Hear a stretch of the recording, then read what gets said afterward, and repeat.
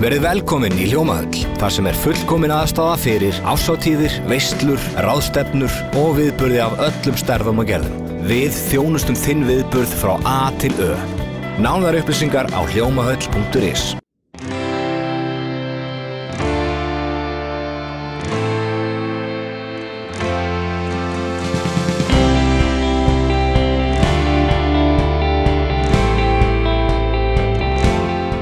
Komið sæl og verið velkomin í Suðurnesja Magasín. Það fjölbreyttur þáttur framundan.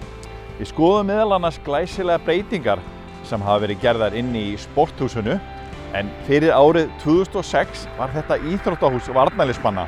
Það svolítið meira gert þarna í dag. Við förum á fjörugan föstudag í Grindavík og hittum meðal annars rithöfund í bæjarfélaginu. Við förum í Sandgerði og förum í Laufabrauð. Og síðan ætlum við að hitta fullt af fótboltastelpum sem að fara í bíó. Já, það fjör framundan í Suðurnesja Magasíni. Það var heldur betur jólastemning í Hólshúsi í Sandgerði nýliðina helgi. Þar var samankomin stórfjölskylda í Laufabrauðsgerð, en siðurinn hefur haldist í fjölskyldunni í næstum 5 áratugi. Siðurinn hófst með þeim Bertu og Svönu Jakobsdætrum og Öllu móður þeirra, sem var ráðskona á Garðvangi í Garði, en þær skáru alltaf út og steiktu laufabrauð í aðdraganda jóla. Síðan hefur fjölgað í hópnum eins og sjónvarpsmaður Víkurhetta komst að liðina helgi.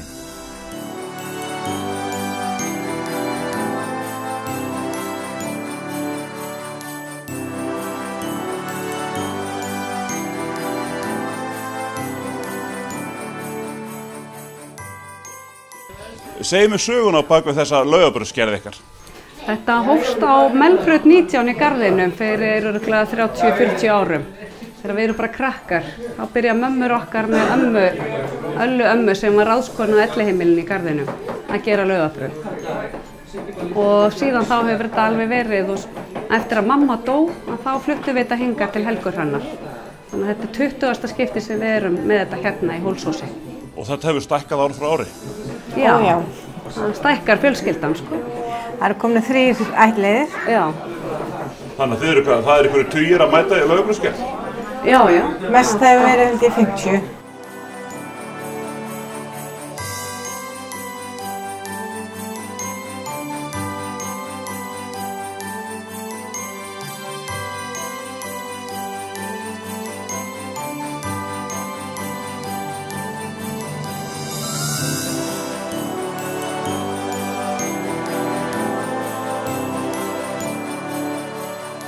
Eru þið með einhverja sérstaka uppskrift af laufabrauði sem þið eru að gera? Leinu uppskriftin ömmu. En magnið, hvað er það að baka mikið? Við erum að gera 8 uppskriftir. Það gerir svona 400 og eitthvað kökur. Helmingurinn með kúmen og hinn helmingur ekki með kúmen. Er ekkert allir hrifnir af kúmeninu? Það var misjafnt. Mismunandi, það er bara...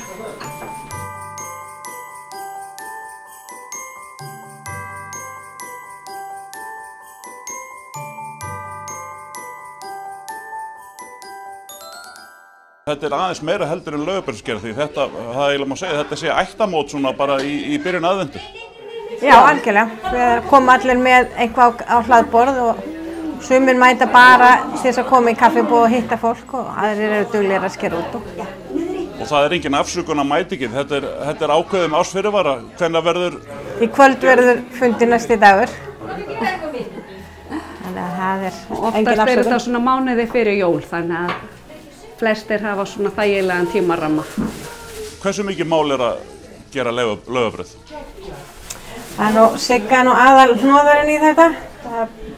Sigga sér að hnoða, ég er að fletja og Helga að skipuleggja og stjórnöllu. Og svo eru allir hinir að skera og alltaf einhverju nokkrir að hjálpa að fletja. Og svo bara köllunum hent út í skúr að steikja? Já, þeir eru mjög góðir í því. Þeir eru best gengis af. Þeim finnst þeir bestir í því, sko.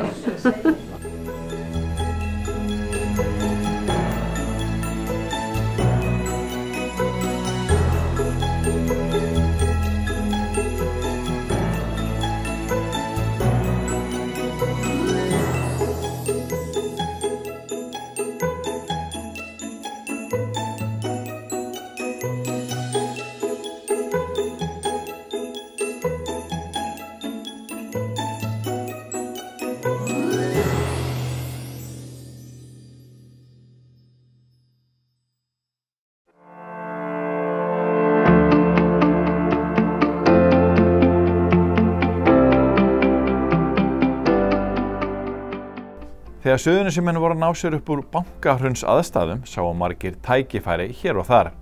Hjónin Ari Elíasson og Eva Lind Ómarsdóttir voru þar á meðal en þau opnuðu líkamsræktarstöðina Sporthúsið í gamla íþróttahúsi varnarliðsmanna á Keflavíkurflugvelli árið 2012. Starfsemin hefur gengið mjög vel en nú nýlega bættu þau betur og fóru í stórar endurbætur innanhús, þannig að nú Sporthúsið á Ásbrú orðin alvöru stöð. Ari, það er búið að vera mikið í gangi hérna hjá okkur að undanförnu, þannig að þetta er orðin súper stöð. Já, algjörlega. Nú erum við konum með held ég allan skalan. Þetta er eitthvað sem við erum búin að vera með á teikniborðinu í svolítinn tíma og byrjuðum á þessu verkefni fyrir það er að skriða í 1 ár síðan við hófum framkvæmdir og nú er þetta komið og við erum svo sannlega stolt af þessu verkefni sem lítur á dagsins ljós núna. Segðu okkur aðeins hvað voruð að gera? Þetta er, hvað ég að segja, spa og svo framvegis? Já, þetta er sem sagt svona potta aðstæða sem maður segir og gufa aðstæða. Þannig að við erum komið með blaugufu og þurrgufu og kaldan pott og heitan pott. Þetta er það sem fólk sem að stunda líka sér, þetta er það sem það vill hafa líka? Já, þetta gefur aukna þjónustu og þetta er náttúrulega það sem þú sækist í eftir erfiða æfingu. Þið byrjuðu hérna fyrir 7 árum síðan. Fyrir árið 2006 var þetta íþróttahús varnarliðsmanna, Ari. Það er út að segja að það er búið að gerast mikið síðan þá. Já, algjörlega. Það fannst mörgum við vera svolítið bara köld að þóra í þetta verkefni þegar við hófum þetta haustið 2012. En ég held að við höfum bæði sýnt okkur sjálfum, ekki síst, og öllu samfélaginu sem við bara búum í og allir að þetta var svo sannarlega þörf á þessu verkefni sem við fórum út í og stöndum hér svona svolítið með eins og ég sagði áðan, fullbúna stöð myndi ég telja með þessari aðstöðu sem við erum að opna núna í dag og þannig að við erum svona, ég vil kannski ekki segja við sem hvað er ekki hægt, ég meina það er ýmislegt annað sem við þurfum aðeins að laga til en þetta er náttúrulega það langsamlega stærsta verkefni sem við höfum farið í frá því að við hófum reksturinn fyrir 7 árum síðan í þessar breytingar.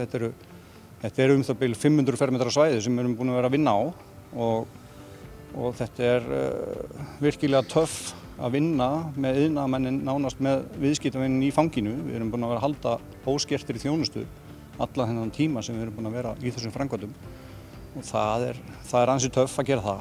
Þegar þetta er gert svona þegar stöðin er opin og annað þá veit ég og hef orðið var við það er mikið mál.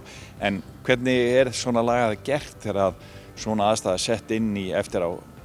Hvernig gengur að fá arkitekta til þess að vinna með manni að svona lögu? Það gengur alveg fínt. Við bara fórum strax þarna í samstarf og svo er þetta eiginlega bara sett niður í svona áfanga. Það er eiginlega ekki hægt að gera þetta öðruvísi og þetta krefst náttúrulega mikilvæg skipulagningu. Þetta er stórt og mikið rými sem þurfti að taka í gegn líka. Þetta voru ekki bara þetta spasvað, líka klefarnir okkar. Þannig að og halda allir starfseminni opinni og við erum með langan opnunartíma. Þannig að þetta var smá röf. Það er náttúrulega eiginlega búið að gjörbylta húsinu frá því að kanandi voru að hoppa og hía hérna. Já, svo sannarlega. En ég meina við erum eins og þú segir, kanarnir, þeir eru ennþá að hoppa á hía hérna. Við erum að þjónusta landhelgisgæsluna og með alla loftrýmisgæsluverkefni sem þeir eru að sinna hérna, NATO-verkefni og svoleiðis, þannig að það er mikið af erlendum hersveitum sem eru að stunda hérna hjá okkur stöðina og svoleiðis og bæði kaninn eins og þú segir það og við erum nýbúin að vera núna með Breta hjá okkur og Danir væntanlegir og þannig að þetta er fjölmenningarsamfélag sem við búum í Reykjanesbær. Hér er það bil fjórðungur íbúa á Erlendubergi brotinn og ég meina þeir falla bara virkilega vel inn í þetta kram hérna hjá okkur. Hefur orðið mikil breyting á, hvað ég að segja, starfsemi líkamsræktarstöðva á áratug eða hvað viltu segja um það? Já, það er mjög mikil breyting. Ég er búin að starfa þetta sjálf í mjög mörg ár og maður þarf bara að vera á tánum. Það er bara þannig. Þetta er fljótt að breytast, það er fljótt að koma nýjungar og við höfum svo sannarlega reynt að fylgja því og hóptímataflan okkar ber alveg merki það. Við erum duglega að setja nýja tíma og maður bara, já, eins og ég segi, þarf að vera á tánum. Og mikinn fjölda tíma, við erum að keyra hér rúmlega 40 tíma í hverju viku sem allt frá klukkan 6 á morgnana. Hér eru tímar kannski við erum að vinna á svolítið svæði sem gríðarlega stórt vaktavinnusvæði hérna á Suðurnesin. Þannig að við erum að keyra kannski tíma sem að ganga mjög vel hér hjá okkur á þessu svæði sem kannski ekki ganga kannski klukkan 9, 10, 11 á morgnana kannski ef við förum og lítum á önnur svæði. Þannig að það dreifist álagið mjög vel hérna yfir daginn hjá okkur. Þótt að vissulega eru toppar hérna strax á morgnana í hádegi og svo eftir klukkan 4 á daginn. Eru þið ekki vissum að þeir sem að stunda líkamsrækt, þeim hafi fjölgað eftir að þið opnuðu hérna fyrir 7 árum síðan? Jú, ég held að ég geti staðfest það. Af því ég er náttúrulega búin að vera að vinna á þessu svæði áður en við opnuðum og það er gríðarlega mikil fjölgun sem er bara jákvætt. Þetta er stórt lýðheilsuverkefni. Finnst þér vera vakning almennt hjá almenningi gagnvart þessu? Já, verið það og alveg svona síðastliðin 7 til 10 árin. Það er þetta alveg bara svona stöðugt að aukast og þróast.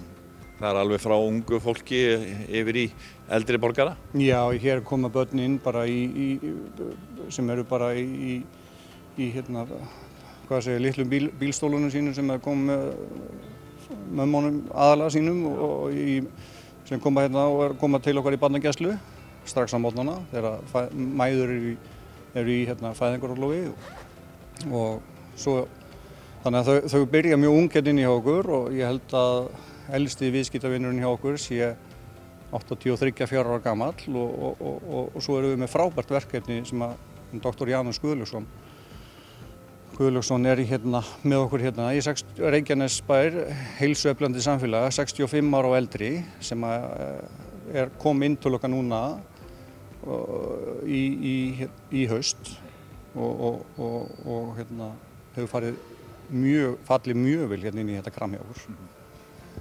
Hvað má ég að vona ykkur fleiru frá ykkur í náinni framtíð? Já, ég held að sé ljóst að við höfum alveg eftir að gera eitthvað meira. Við erum ekki búin. Nei, aldeilis ekki held ég. Fyrir 2 árum síðan held ég engum hafi dottið í hug að við breytum sundlaugu yfir í fótboltasal og svo breytum við hérna hluta úr búningsklefum hjá okkur og tökum það alveg í nefið eins og maður getur sagt og erum hérna komið með glæsilega bara spaðastöðu þar sem að þú ert með bara fyrsta flokks aðstöðu. En er þetta ekki að vinna eins og við segjum hér á gamla varnarliðssvæðinu 24/7? Jú, það er eiginlega alveg þannig og að vera saman í þessu og tökum maður þetta oft með sér heim. Já, við reynum nú að aðskilja. Það er alveg töff að bæði að vinna og búa með makanum sínum og getur oft reynt á, en við reynum svona að... Þetta er bara skipulag. Já, og reynum svona bara að skilja vinnulutan svolítið eftir hérna í stöðinni og hérna, sinna því sem er heima fyrir. En skemmtilegt verkefni? Já, mjög svo og fyrir mér er þetta bara svo eðlislegt. Ég er búin að gera þetta svo lengi og þetta er skemmtilegt og það er bara gaman að geta unnið við það sem mann þykir gaman. Jú, algjörlega. Ég er svo sem ekki ef að sér algjörlega þjónustu þáttinn og það sem stöðin býður upp á. Góð verkefnaskipting hjá? Já, og ég bara, ég fæ að greiða reikningan og svoleiðis og halda þetta daglega rekstur. Og hún eyðir? Já, og hann borgar. Gamla reglan? Já. Og hún virkar? Þetta er eiginlega ekki dósip á heimilin bara, sko. Ertu að fara í flug? Það er tilvalið að koma með bílinn til okkar í Reykjanesbæ þegar þú fer í fríið. Tjónaskoðun, bílamálun og réttingar, bílrúðuskipti og viðgerðir. Bílbót EHF, Bólafæti 3, Njarðvík. Thanksgiving á Kaffi Dús í Keflavík, hádegis og kvöldverðar hlaðborð. Kaffi Dús, Keflavík, dús.is.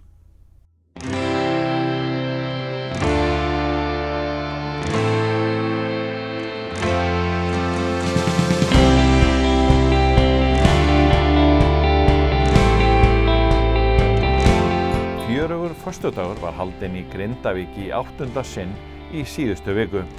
Það var líf og fjör í bænum, þar sem fjöldi fyrirtækja og þjónustuaðila gerðu bæjarbúum og gestum glaðan dag.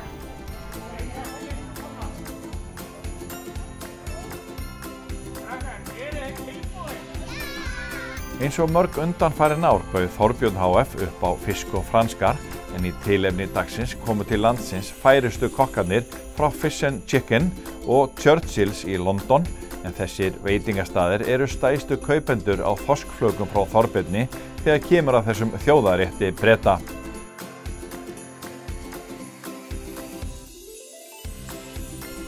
Menningarhúsið Kvikan iðaði einnig af mannlífi. Þar var skemmtilegur jólamarkaður og ungur rithöfundur kynnti þar nýjustu bók sína, Etna og Enok hitta jólasveinana. Við innganginn voru svo ristaða möndlur í boði sjómanna og vélstjórafélags Grindavíkur. Á trésmíðaverkstæði Grindarinnar gat unga fólki tekið þátt í að útbúa jólaskraut eins og undanfarin ár og í verslunum og fyrirtækjum voru tilboð í tilefni dagsins.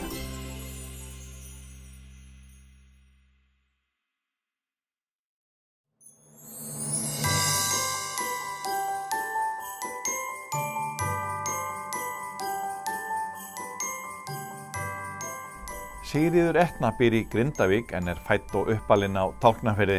Hún er að gefa út sína aðra barnabók nú fyrir jólin, þar sem íslensku jólasveinarnir koma við sögu.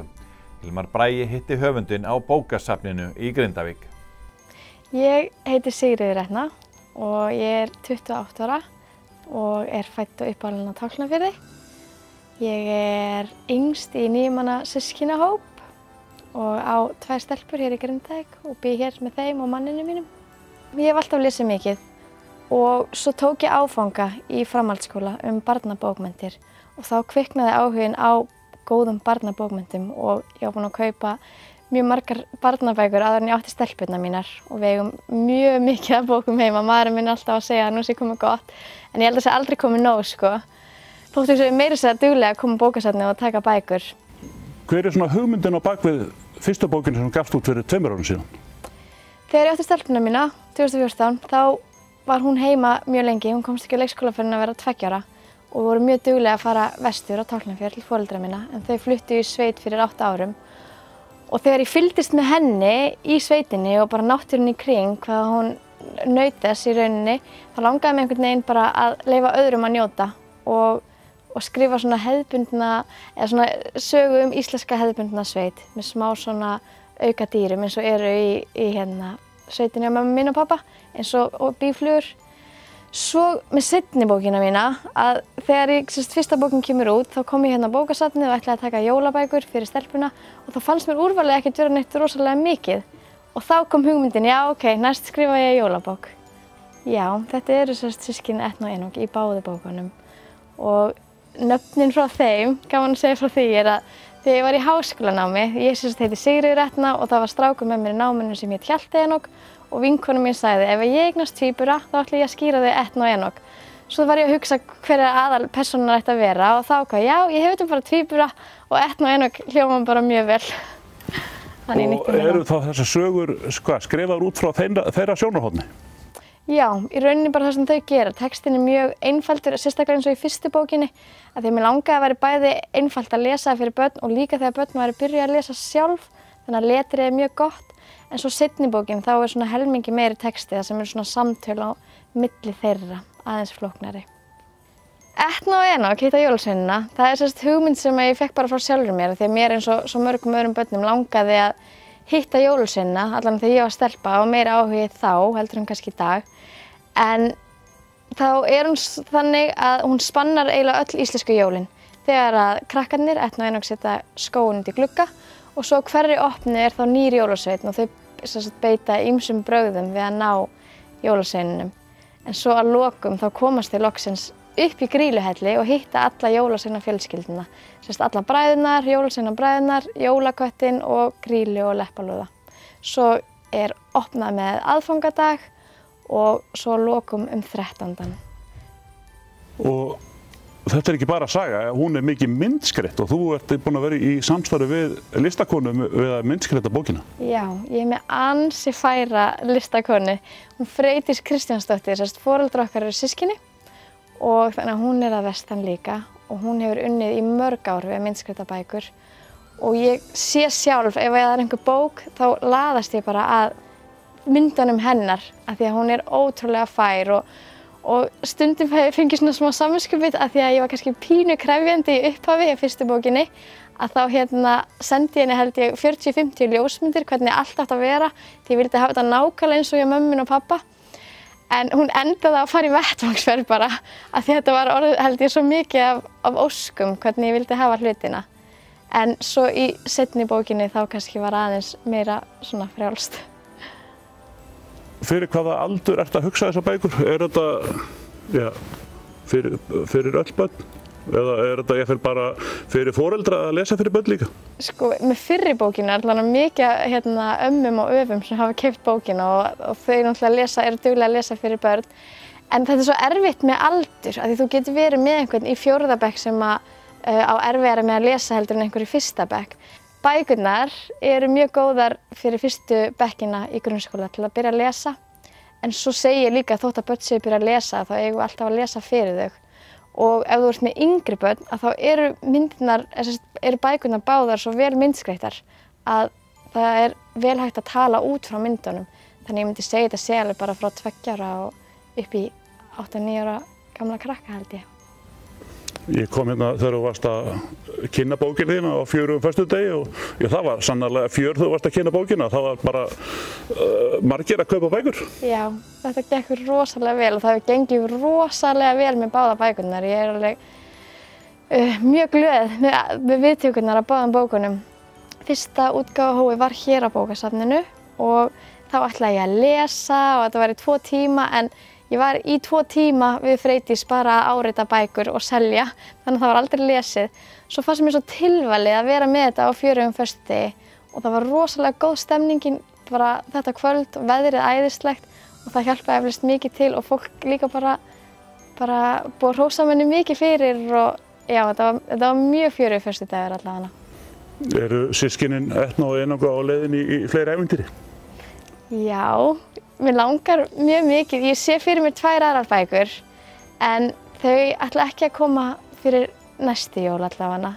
Ég með hugmynd núna allavega bók sem tengist þessu svæði sem mér langar að skrifa fyrst. En ég með margar hugmyndir og ég sá að það skrifa einhver rithöfundur í daginn að hugmyndir væri svo frekar og það á svo vel við að því ég veit ekki hversu oft ég hef þurft að fara fram úr rúminu og opna tölvuna og skrifa hugmyndir sko. Af því það sannarlega já, margar. Ertu á leiðinni út?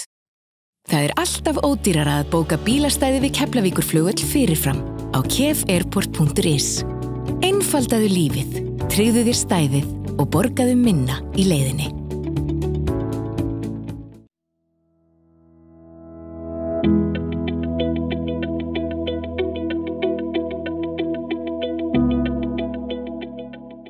Það mikill uppgangur í kvennaknattspyrnu á Suðurnesjum, ekki síst hjá yngri flokkunum. En lífið ekki bara fótbolti og við hittum fullt af stelpum sem voru á leiðinni í bíó hér í Sambíóunum í Keflavík. Sólrún, hvað allar þessar Keflavíkur stelpur að gera hérna í Sambíóunum? Herðu, þær bara að gera sér glaðan dag fyrir utan fótboltan. Það mikilvægt að hafa félagslega viðburði fyrir stelpunar, fyrir utan völlinn. Hvað þetta stór hópur? Þetta rúmlega 100 stelpur og þetta eru 50, 70 og 7. flokkur kvenna, Keflavík og RKVAF sem reynir Keflavíkurvíðir. Mikill áhugi hjá stelpunum í dag í fótboltanum? Já, bara svakalegur áhugi og við bara erum að nálgast strákana í öllum flokkum, þannig að það bara fjölgar og þær eru mjög duglegar og áhugasamar. Hvað kemur til? Góð spurning, fótbolti bara svo skemmtilegur. En það ekki magnað að þær séu hér vilja margar og strákarnir? Það hefur nú ekki verið hingað til. Nei, það hefur oft ekki verið svo leys, en þær eru duglegar og við erum bara í stórsókn í kvennaboltanum. Það að æfa oft í viku? Já, sko, yngstu 2 flokkarnir 7. og 7. æfa 3 sinnum og 5. flokkurinn æfir 4 sinnum. Þannig að þetta hörkupúl. Hvað segir þið stelpur? Freyja? Ekki. Hvað ertu að fara að horfa á? Frozen 2. Sástu Frozen 1? Já. ég var yngri. Og er gaman? Já. En í fótbolta, er það gaman? Já. Stundum missi ég á strætó en þá stundum lagist það en stundum ekki. Og hvað, spilar eitthvað sérstaklega stöðu? Ertu bakvörður eða miðvörður eða ertu framherji? Ég er svolítið mikið markmaður. Já, svolítið mikið markmaður. En Anna, hvernig er gaman í fótbolta? Já, auðvitað. Það að verða atvinnukona í fótbolta þegar þú eru eldri? Já. Hver eru bestu fótboltakonur í Íslandi í dag? Áttu ykkur að fyrirmynd? Já, Sara Björk Gunnarsdóttir. Ertu að æfa ykkur aðrar íþróttir? Nei. Bara fótbolta? Já. Akkur er svona mikill áhuga á fótbolta hjá stelpum í dag? Bara mjög skemmtilegt, já. Þetta er ekki bara stráka íþrótt? Nei, alls ekki.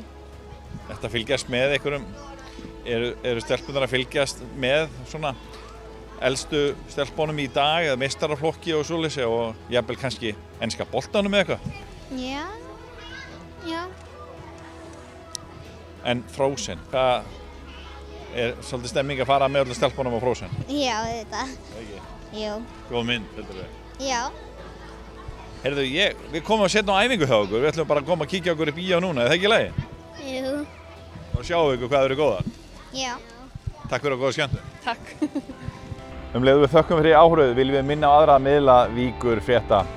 Við erum að gefa út vikulegt fréttablað sem kemur út á miðvikudögum og fimmtudögum og er dreift inn á öll heimili á Suðurnesjum og í fyrirtæki. Við erum með nýjar fréttir á víkurfréttavefnum waf5.is alla daga vikunar og nýjar golffréttir á kylfingur.is alla daga ársins. Þennan þátt og eldri þætti getið þið séð á víkurfréttavefnum og á hringbraut.is. En segjum þetta gott í bili og minnum ykkur á að bara fylgjast með okkur á vefnum og alls það. Verið í stuði með okkur. Takk fyrir okkur. Sjáumst á vikuleiðinni. Verið sæl.